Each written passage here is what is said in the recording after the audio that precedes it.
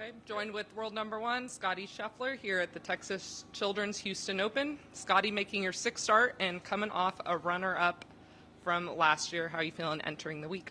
Yeah, feeling good. Golf course is in good shape again this year. I think we're going to get some rain this week, but overall the weather looks decent other than that. So it should be a fun week. Good, always good to be here in the home state playing, and excited for the week. Tony talked yesterday and said that this course was about the perfect Masters prep.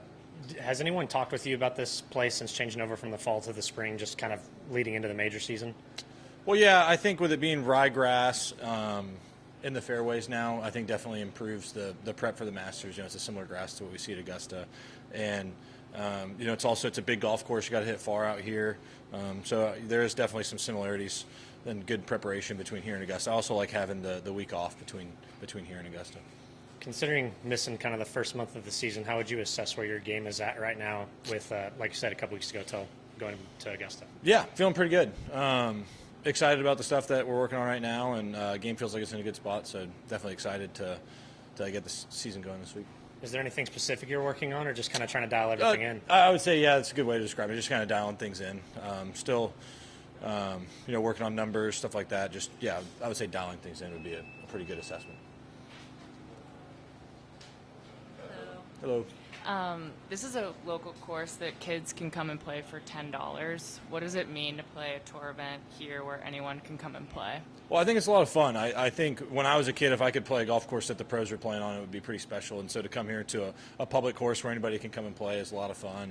And it's great to be here in Houston supporting this tournament, this event, and I'm definitely glad to be here. Awesome. Thanks. Scottie, now that we've seen a trailer for Happy Gilmore 2, we got a release date. What was that process filming? What was filming that process like for you? I mean, it was. Stuck out to you? It was a lot of fun. It was definitely very cool to see those guys in their element, and you know, all the work that it takes to make a movie. It was a lot. It was a lot of work. It was pretty intense watching them set up the sets and kind of watching Adam Sandler do his thing where he's acting and, you know, he's helping with directing. He's helping with all levels of the production. It was pretty cool to feel the environment on set. You know, they had a lot of fun, but they were also very serious about what they were doing. So it was definitely very cool for me to see. Scott, I apologize, I was on the phone. At this time of the year, what do you feel like you're doing best in your game right now? I don't know. I mean, I feel like where I'm at in my game right now, I feel like I'm I would say dialing things in is how I would describe it. You know, I feel like I'm getting a little bit sharper, and I feel like I'm improving a little bit. Are you where you want to be right now? Or are you still a little bit behind? Do you feel like you're playing any catch up, or do you feel like you're fully in the swing of things after missing that time? Yeah. I mean, I feel like I'm fully in the swing of things. Yeah, I don't really think about missing any part of the season anymore. Everything feels normal. You know, I feel like I'm definitely in the swing of a normal year now. After Rory won the Players, he talked about wanting to try to catch you. Is it weird that you're kind of younger than him, maybe someone you looked up to a little bit? I know he started his career a little bit before you. Saying someone's trying to catch you, trying to get more Players titles and your success recently? Well, I think when you're a competitive guy like Rory is, I think you're always looking for some source of motivation. And so, you know, he's got significantly more tournament wins than I do. He has more major wins. And I guess up until, last week I had technically more Players wins. And so I think when you're a great player like that, you're always looking for sources of motivation, especially as you get a bit older. You know, he's been out here for a long time. And I think, you know, maybe sometimes you can get a bit redundant playing the same events over and over. And, you know, any source of motivation I think you can have when you're such a great player, I think is a good thing. And so, is it weird for me? No, I don't really think about it.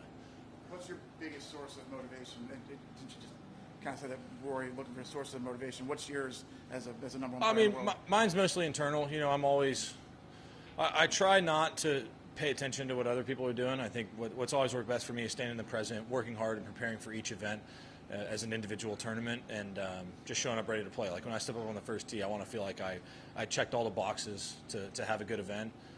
And so when I'm out there competing, I love competition, and week to week I still get very fired up to play an event no matter what it is.